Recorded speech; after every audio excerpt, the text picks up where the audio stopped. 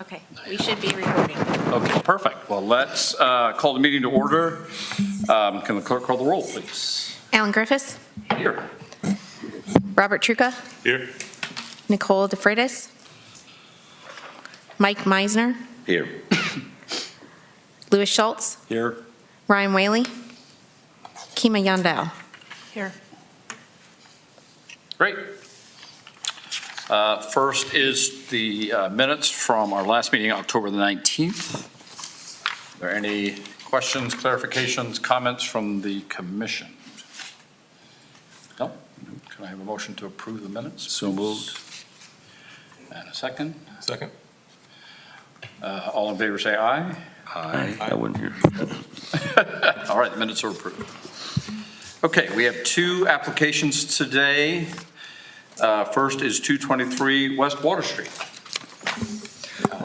Thank you, Mr. Chairman. This structure at 223 West Water Street is a contributing structure in the National Register of Historic Places and also the downtown Sandusky Historic District. It's built around 1850, believed to be built by Mills and Wildman, founders of Sandusky.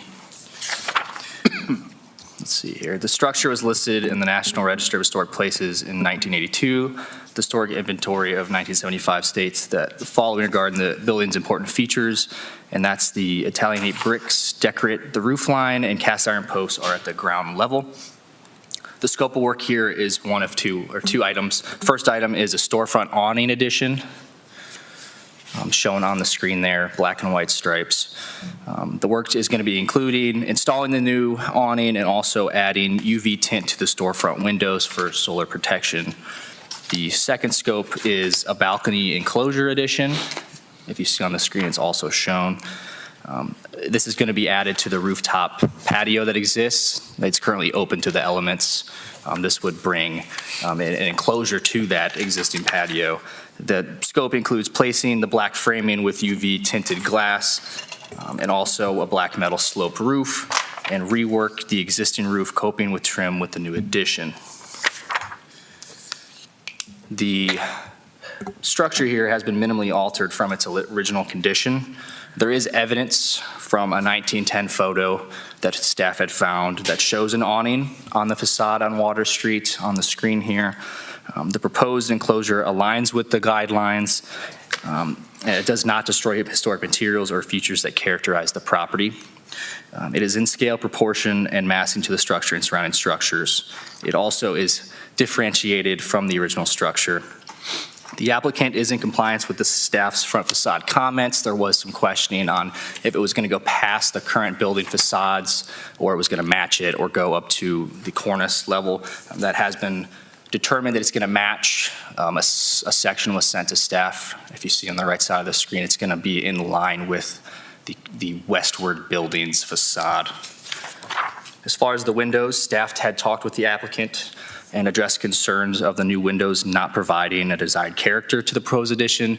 This has since been also addressed, and staff's confident with what is going to be proposed. As far as the stormwater, I would have comments about that, but go ahead, Alex. okay. As far as the stormwater runoff, staff would like to hear further from the architect on how this enclosure would or wouldn't change the existing stormwater patterns and where the water is going to be pushed to not deteriorate any of the existing cornice. Staff commends the owner's investment in the historic structure and the continued improvements to beautify and activate it. Overall, staff supports the project and granting the certificate of appropriateness with the following conditions, and that's that all applicable permits are obtained through the building department, engineering department, and any other applicable agency prior to any construction. The rooftop enclosure is set back from the black cornice of the historic structure that's existing, but preferably aligned with the primary facade face of the western building. Staff, as mentioned, is confident that's going to be provided based on the section we've been given since this agenda was provided to the board. Thirdly, the mullions are added to the windows of the rooftop enclosure similar to the character of the image provided from the applicant. Let me find it. It's highlighted in yellow on the screen. And that fourth condition is that the roof design will not create stormwater conditions that are disfavorable to the preservation of the structure and its neighboring structures. So a couple comments. One on awnings. There, as you saw from the historic images that Alex showed anyone that's listening, our downtown had awnings on almost every building. They add a lot of character. They add comfort and shade to people that are walking by, and I would encourage any owner considering adding one that they should think about it because it could add a lot of character to downtown. The mullions, so we had a conversation, I spoke with the owner, and they were looking for a specific condition inside the building, which you can talk to them about. So they wanted to keep the glass clear.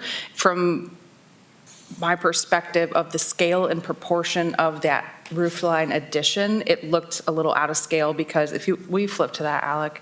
Yeah. It has so much window pane compared to like the rhythm of the windows on the building themselves, which is why I thought that the mullions would add a little bit more depth of character based on the character image they provided. One conversation we had was maybe widening the columns that currently are shown vertically to add a little bit more of just a little bit more architecture and depth into the design. And so I would encourage the commission to just chat with the applicant about that. But staff is totally open to the alteration of that condition based on this conversation. Okay. Thank you. I guess, welcome Nikki Lloyd, and former member of this august commission. I understand you have someone who's going to speak for you, or at least initially, so. Okay, hi Josh, welcome. Yeah, come on up to the podium, just give us your name and the organization you represent, and go from there. Hi everybody, Joshua Fox, architect, Fox Architectural Design here in Sandusky. Thanks for having us. First of all, we're looking forward to this little project of other projects to come. Just a quick background on the project. The reasoning for this is one, life safety. At the top, the tenants, the clients coming into the room can get up into that area. And we're worried about them coming over the edge, throwing stuff over the edge. We got a lot of drainage issues up there now because it's like almost like a pool up there that we got to contain. So by doing this structure, it's going to help us keep that snow out of there. It's going to help us keep the water out of there. And I think it's going to bring some aesthetics to the area. To go down the list for you, everything is correct. The facade of the glass that you see there is in line with the facade of the actual wall. Mm-hmm. So if you could go, Alec, to the section. Semi-pseudo section. So the section is not 100% correct. I did that on Sunday real quick just to get it out. But you see in the picture in the image on the left, that cornice below, the white, the black gutter, all that whole about 2-foot section will remain intact and not disturbed. Our facade is basically like you have the yellow line set back on the facade. The new roof line will come down and it'll have a drain into it. So to answer the stormwater, it'll drain directly into that existing downspout area. So basically we're taking the same square footage of roof area and just moving it up, draining it to another gutter. So we shouldn't be affecting any of the stormwater at all. Utilize the existing gutter that's there currently, and basically just bring another gutter downspout down to that gutter point as a transition. And keep it all black, try to blend it in with that facade as much as possible. In regards to the roof, or the mullions, if you could go to the front elevation, please. The intent here is the vertical lines is, there's no muttons on any of the windows below, so we kind of removed all the muttons from the concept. The reference picture does have the black lines in it, but they're so small, they're only gonna be like 5/8 of an inch thick, so that you would never even notice them at that high. But the vertical lines carry down, they're 8 to 10, 12 inches wide, the main ones. The intermediate ones are about 2 to 4 inches wide. And the key is we try to line them up with the existing cornice elements that are on the facade so that we have that tying connection to it. It almost looks as if the cornice is actually holding that up still as like a separate building. I think that was it really on our end. The awning is simple. We're thinking a black and white stripe awning. We're not 100% determining yet, but it's probably going to be just a straight line. I know you guys don't have the rounded edges on the bottom. Other than that, it's a pretty simple area. You have any additional? If the commission would like a little more idea on the design aesthetic from the inside as to why we would prefer not to Yeah, have we mullions. just need you here just to speak into the Yeah. microphone. Thanks, Nikki. Okay, so, just like Josh had said, so the mullions that were suggested by staff, we would hope to not include those for the fact of the design aesthetic from the inside. So what you can't see from this presentation is the fourth story on the south side it's called the Loft at Hotel Kilbourne. It's our highest priced room. So it's a huge studio loft, and designed from the inside would, if you can see, can we go back to where you can see the old windows? The historic image. That's what we have. I think there There's is one more, I think. one more. That one. That one. So you can see the two windows right there, and then where the shadow is, that's the door. So that's the access that we have guests coming out, and we've had proof on social media that they've been on our roof and moving our furniture up onto the roof, and it's been an absolute disaster.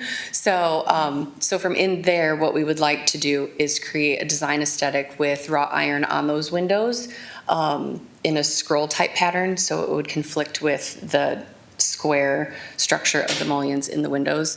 And then we also want to, from the new roof structure, create a lighting display, whether that be chandeliers or just specific lighting design element. So from what I had talked to Aaron today about was from the north side of Water Street, you actually won't be able to see that addition because of the crown molding sticking out so far. So as you cross the street, that's when you would see it. So it's really going to stick out more and create attraction in the evening and at night when those lights would be on. And so we feel that that would be a better design aesthetic that would be more beneficial to the property than doing the mullions, if that's okay with you guys. Thank you. Are there any questions or comments from commissioners?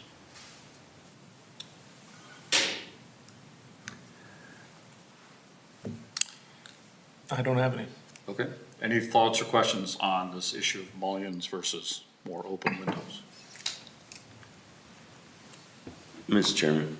Yep. The structure's already there. I mean, we're usually looking at rooftop additions, so I mean, I don't see any problem just bumping this out a couple more feet and helping maintain the integrity of the building with the water and ice and things like that. So I don't see any problem with, especially with that cornice and everything hanging over. Is there little dentils on the top of that bronze, or that's just on the very roof line on the very top The very top existing one? of the new addition? The new one, it's going to be more clean, black. Most of the stuff you'd see on the front is going to be a gutter line at the very top. Okay, that's a gutter. Okay. It's a sloped metal standing seam roof. Yeah. So Oh, I see. That's it'll be what like slope on. Okay.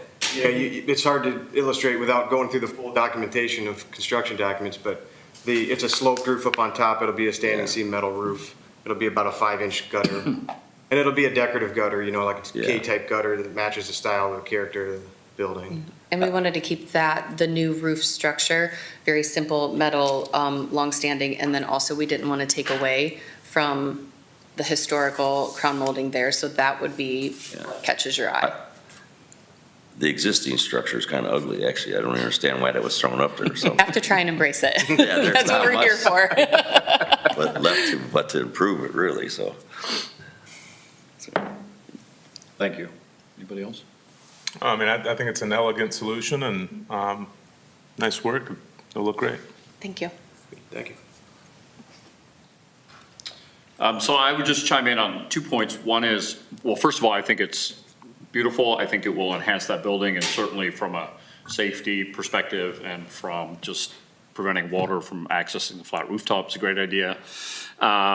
I would just note for commissioners, and I'm just noting this for the commissioners, this would be the first time we've approved something that is visible from the street on, from Water Street on that north side facade for those 2 blocks where it is original as it was essentially built, whatever, in the 1800s. So I'm just noting that. My review and survey of those streets are really, this is the only place you could do something like put an addition there, but we just need to know that as we're deliberating and thinking about it. My view on the mullions versus not the mullions is, I take staff's point, but I think essentially it's up to you. I don't think I would have a strong opinion either way. I get the aesthetic and I get the tie-in, I get the aesthetic from the inside in terms of lighting, so I would say, from my perspective, I'm obviously inclined to approve this and would suggest that, you and Aaron figure out what works best and kind of go from there.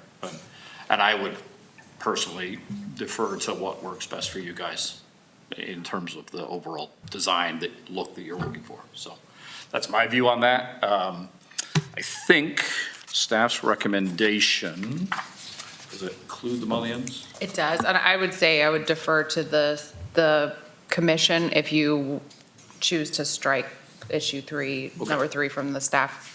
If you don't find that the windows as designed to be out of proportion for the building and think that it's appropriate, then I would just suggest striking that and we don't need to be involved. Okay.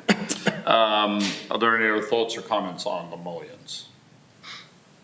I'm with you. I would defer to the architect and the business owner, the property owner. I could play devil's advocate on either one, and I just come down to preference, and I don't have a preference. It's your property, and it's your project. So. Okay. Can we have a motion on this recommendation? Mr. Chairman, Yep.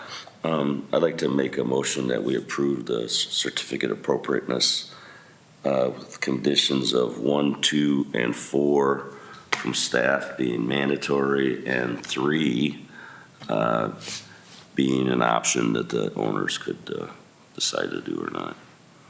Okay, second. Second. Any further discussion? Okay. Clerk, read the roll, please.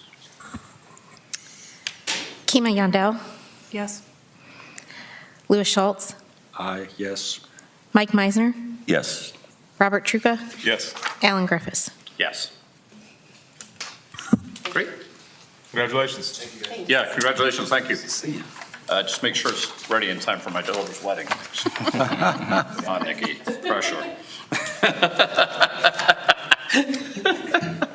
Okay, moving on, we have another application in relation to 231 East Market Street. Thank you, Mr. Chairman. This is for exterior alterations and also building additions. This structure is a contributing structure in the downtown Sandusky Commercial Historic District.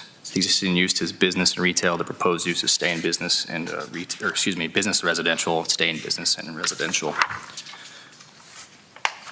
It was built around 1880, and it's listed as one of Sandusky's older downtown buildings. It was listed in historic places in 1982.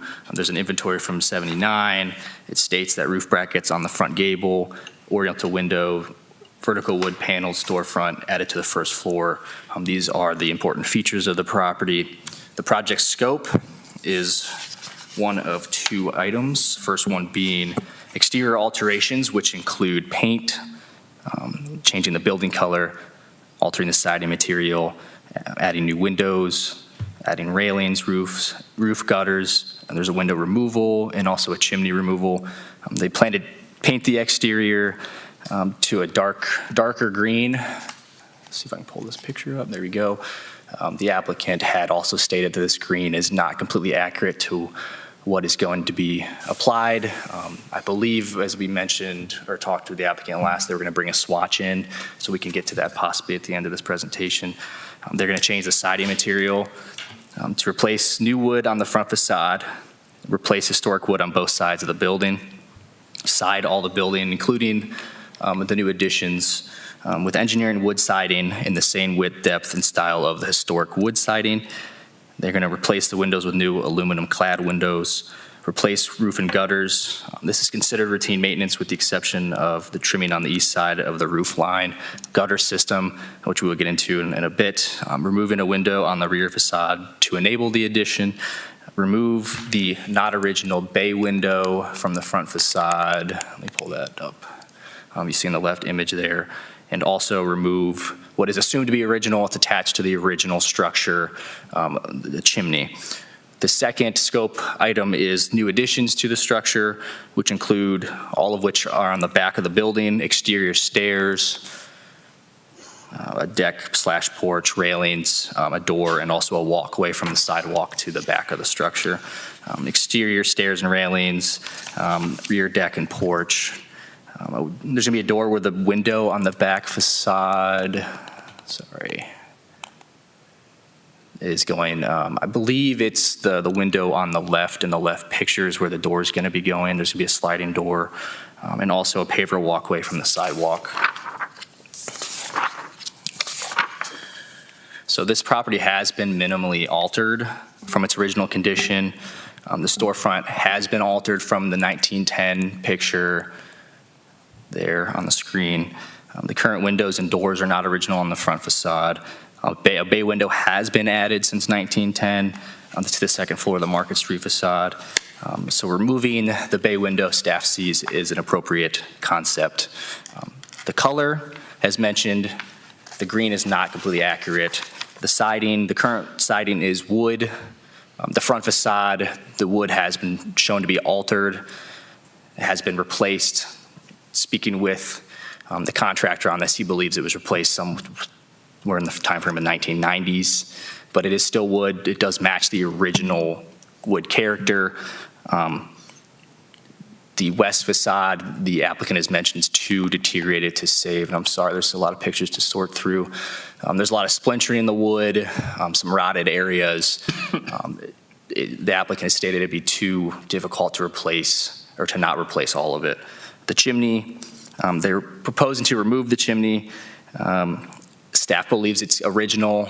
There's no proof because of the image. The historical image doesn't show the back part of the structure, but staff does believe that the chimney is original. The roof line on the side, they're going to remove or set back the gutters. Where is that picture? The left image, the gutters are touching the eastern building. The applicant would like to step back those gutter systems to enable to put new gutters in there.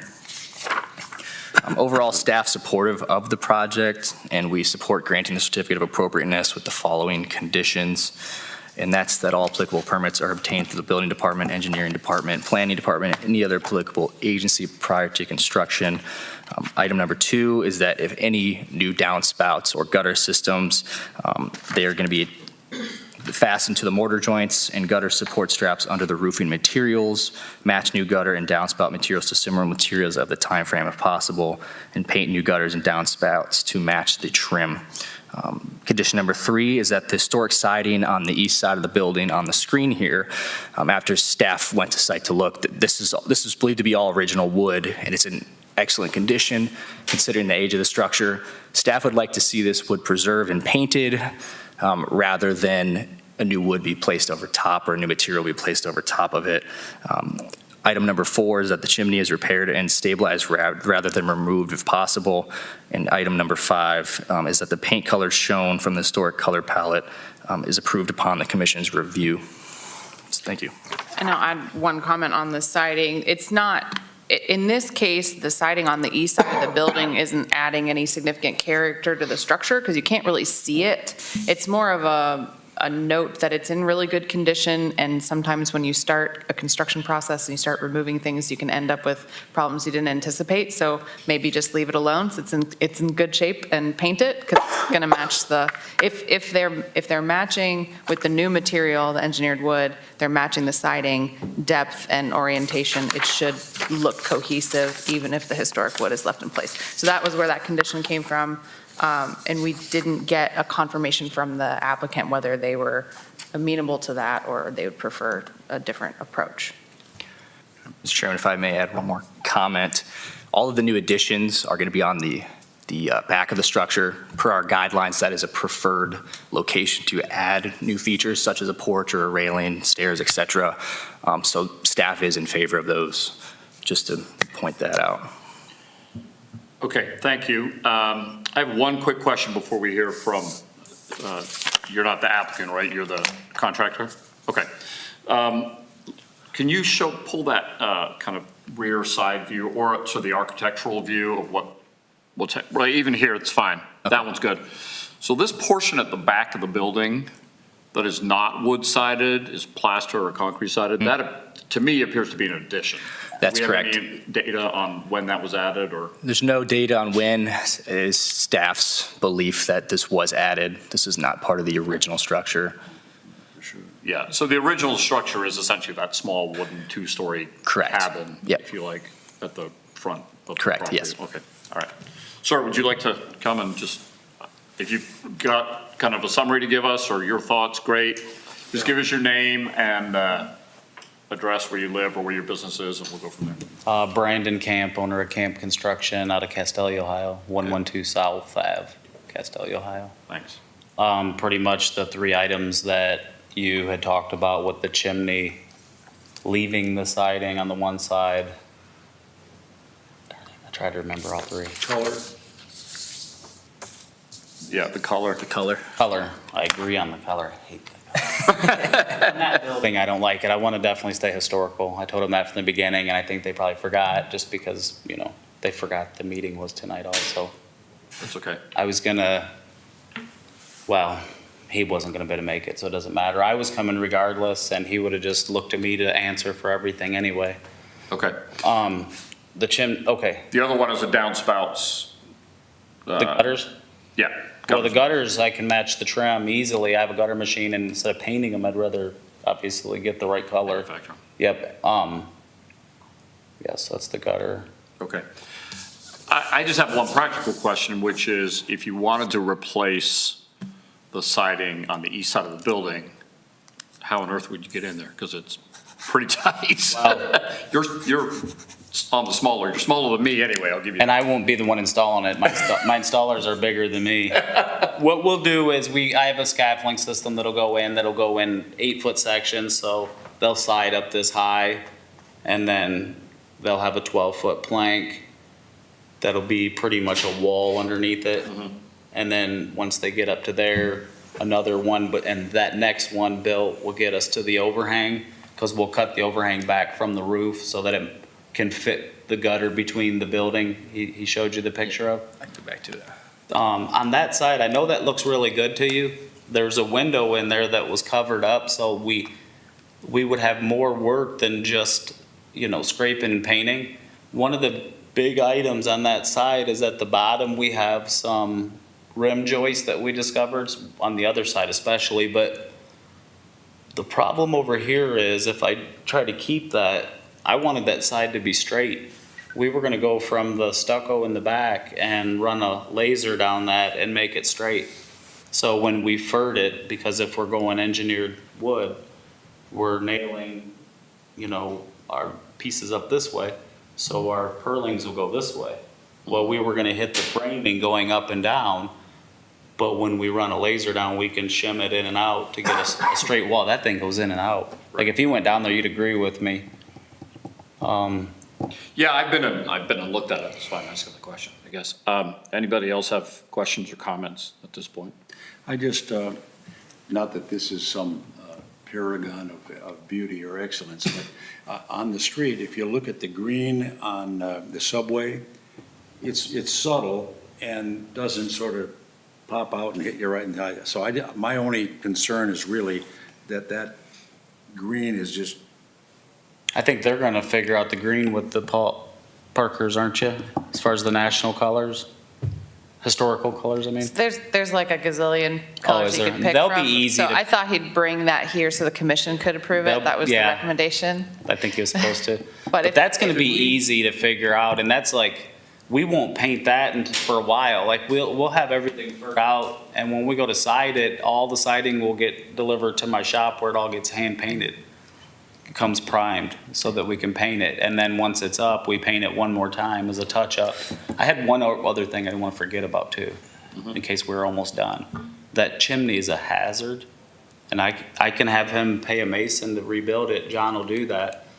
But it's also going to look, it's going to mess up the look that we're going for. If you see on the prints where we're adding that addition in the back, it's right by that, and that thing's just crumbling, so he'll have to rebuild it. Comes up through the attic where we're not hoping, but we are opening up one ceiling, so it's lofted on that side from the inside, where that patio door walks out to the back. So you have that view towards the lake. We're not just leaving that ceiling in there when we repitch that, we're gutting that so that it's a lofted ceiling in that bedroom. It'd be dumb not to. So that chimney's kind of right in there. It'll definitely make my job harder and it won't look better. Comments? I'm with you on that. And even though we don't really know each other, I know we've met through friends in the trade. I know Yeah. you have a reputation for doing excellent, Thank high-quality you. work. Thank you. So I know you're going to do a great job. I kind of feel like our domain here is really the front facade. I don't No, see. there's a shabby building that's going to be made into something, it's Yeah, a little gem. right.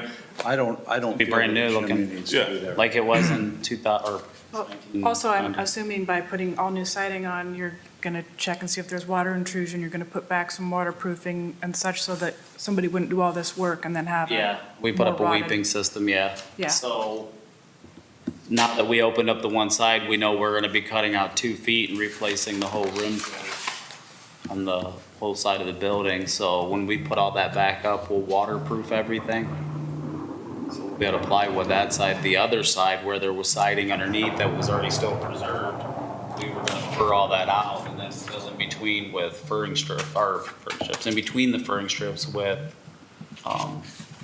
foam. Rigid, like a rigid insulation or, Yeah, rigid, yep. Yeah. I mean, that would, in my mind, make a better building. Much Yeah, and then we tape all the seams and everything too, so we're locking Yeah. in all the moisture. And on that side, we might blow in insulation. On the other side, we're gonna insulate from the outside in. Right. On the So whole if you side. just painted the existing siding, you wouldn't have any of those. Nope. Yeah. Nope. And I could try to take it off, but he'd be paying somebody else. I think it'd probably break. I'd pay like Ben Byington or somebody to come down and do it. Yeah. At Any that, other comments or thoughts? Thoughts on the chimney? My only point on the chimney is we've said to other people, chimney should be retained and restored where possible. Is there, internally, there's a full chimney structure still, like with fireplaces or not? you can see it in that picture. Oh, no, no, and all the stuff got updated inside the house, high efficiency, everything. Yeah, everything So that was. that chimney's not functional in any way? No. And there's no structure? And we kind of need it out of the way when we go to do our framing in the attic. We don't have to, but Is that in I mean- national guidelines to leave the chimney, or is it just? It because is, we've I done it in mean- the past?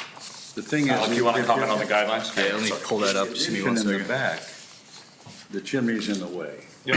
And so here we're taking this building and making it into something like a little gem. And so my thought is, if they weren't adding the new addition in the back, well, maybe you save the chimney, but it's in the way. And so my thought is, no, but don't take it out. I would take it out. Yeah, that's what I say. I mean, where it comes down through the attic also, it turns, so we can take it all the way out and get it out of the way. So you actually have a crawl space up there too.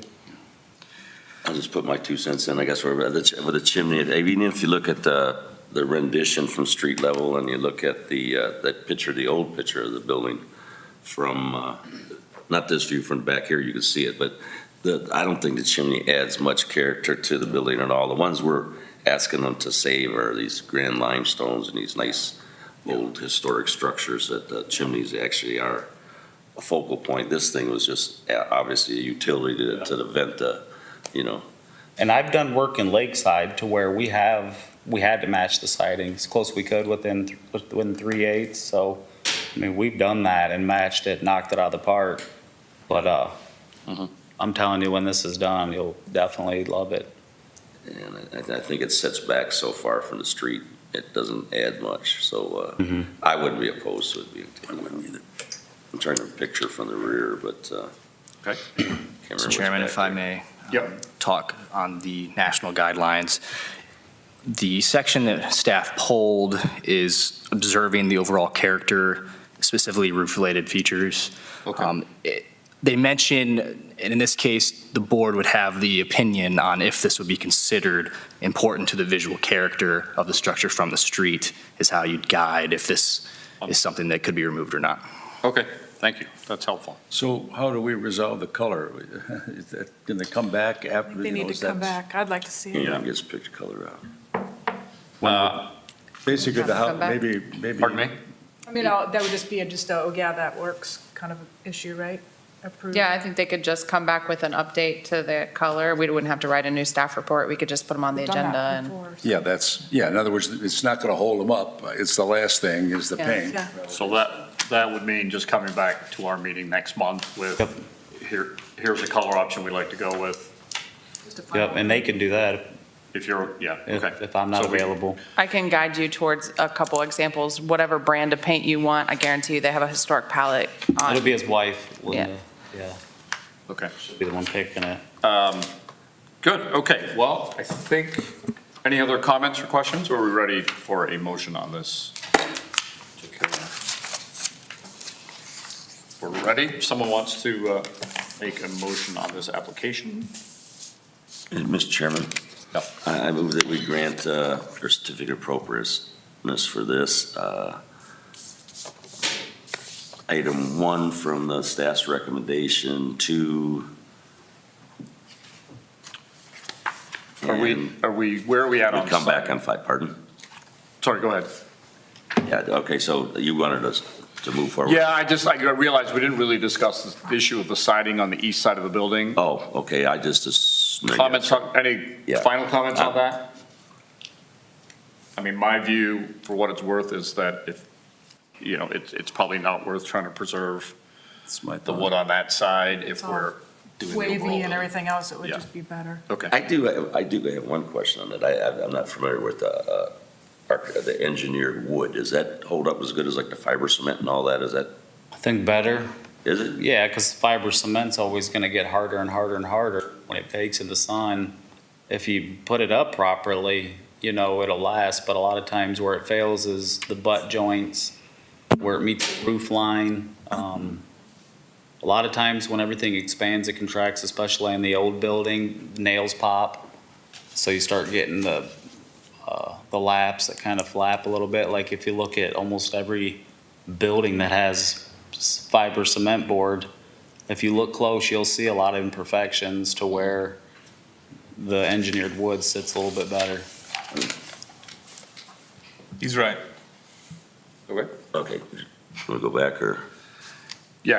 Okay, I move that we approve the certificate and mandatory conditions. 1, with permits, the downspouts and gutters. And then 3, we can go with engineered lumber and furred out so it's nice and straight.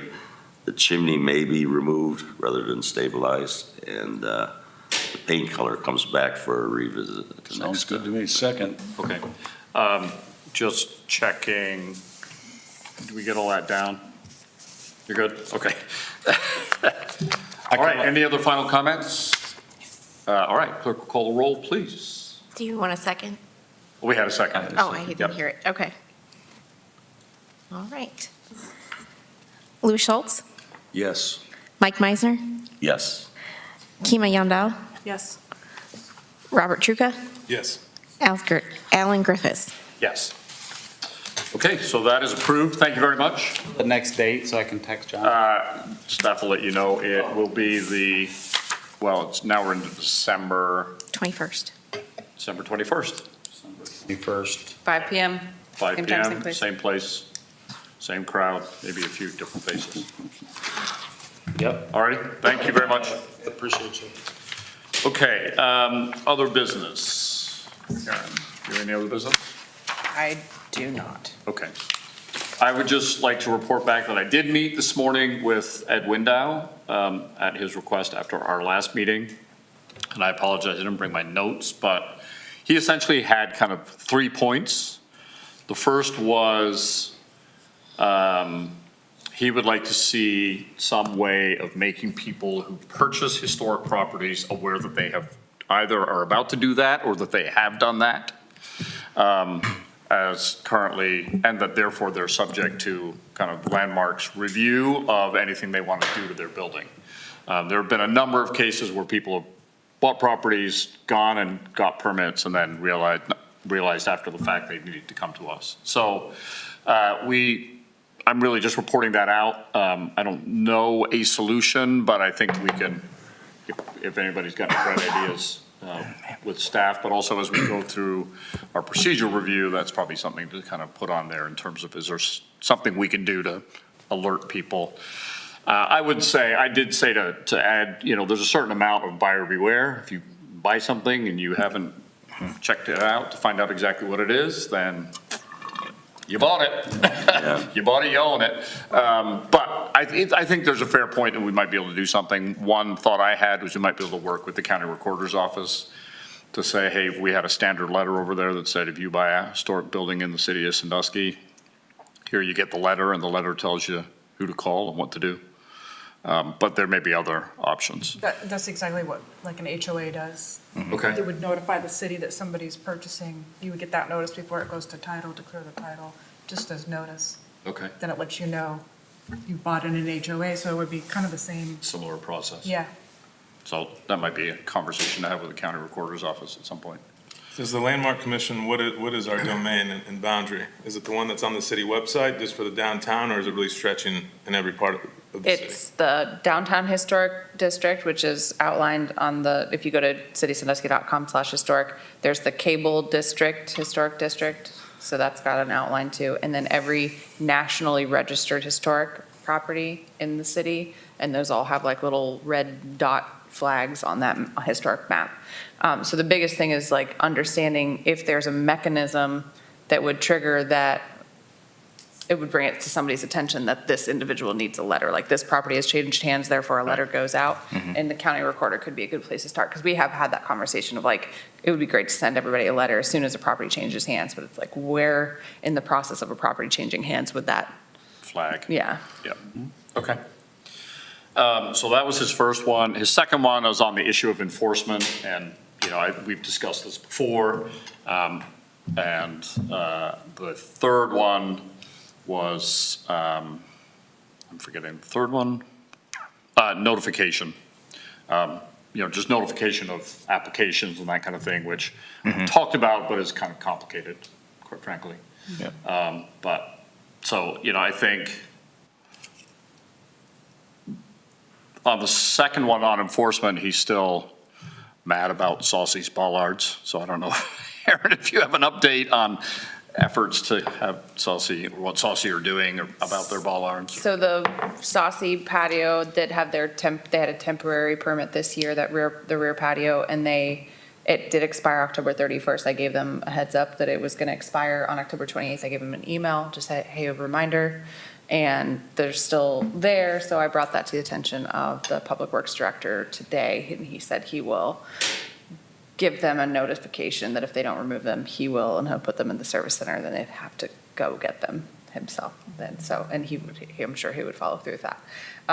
We had spoken earlier about the enforcement issue about making sure that people know they can't do something, or that staff is getting a notification that a landmarks purview building gets their approval they need. And that's something that Mr. Oakes had brought to my attention, about 6 months ago, that it was an issue and with concern. And then he worked with Darsh, our intern that we had for a while that you met, to make sure that every single one of the buildings that are in all those districts that we just mentioned and nationally registered buildings are flagged in our system internally. It's called BSNA. And so anytime somebody registers for a permit, there's literally like a red flashing bar that says they must have landmarks approval. So it gets sent up to us. So even stuff that planning staff would not normally see, that the building department sees that and makes sure that we get to it, so it gets to you. Okay, and have we kind of seen that working in practice? Like, have you had those come across? Yeah? I would say it's been a good success so far. A lot of properties that weren't in this system, I would say there were several hundred. I don't remember the total number with working with Darsh on how many should be and now are in our system, but we were missing quite a bit. So when I was permitting, that's something that wasn't being caught, but now it is. So I would say so far, it's been a good success. Good, great. Very good. And then the notification of meetings thing, it's complicated and expensive you can't send letters to everybody. Maybe we could do something with immediate neighbors.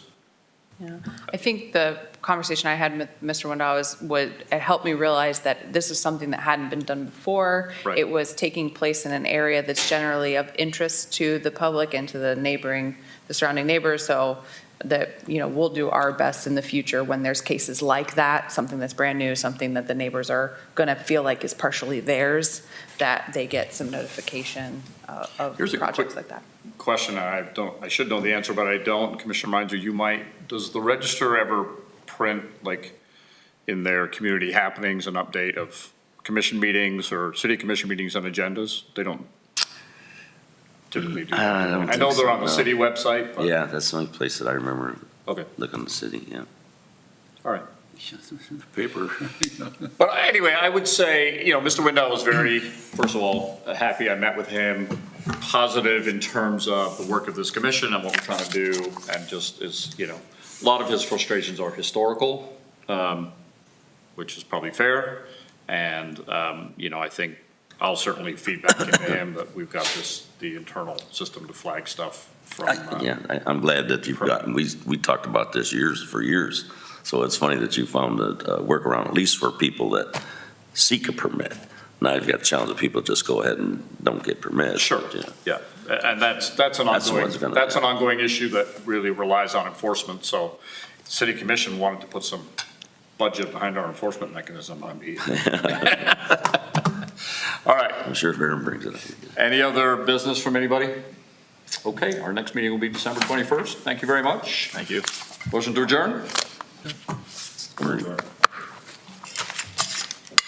Want an extra copy in there? Thank you, yes.